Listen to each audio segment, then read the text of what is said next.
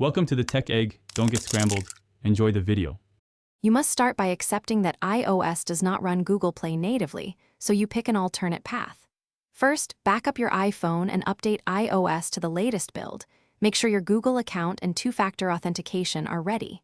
Next, choose a method. Run an Android emulator on a PC you control, run a cloud Android instance, or consider jailbreaking only if you understand risks.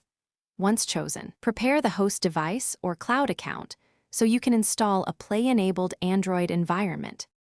Now configure the Android environment you'll access from the iPhone.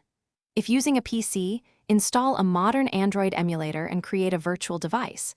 If using cloud, provision an Android instance with Play services.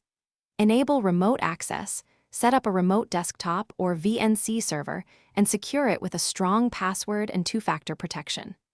Then sign into your Google account inside Android, update Google Play services, and install the Play Store apps you need, so the environment is ready to... Finally, on your iPhone, install a secure remote desktop or VNC client and connect to the prepared Android host.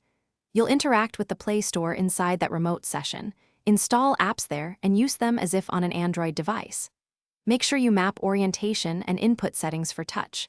If performance or sign-in fails, check your internet speed, restart the emulator or cloud instance, and re-enter Google two-factor codes. If latency is high, move the host closer to your network or increase bandwidth. Thanks for watching. Consider subscribing if I helped unscramble your problems.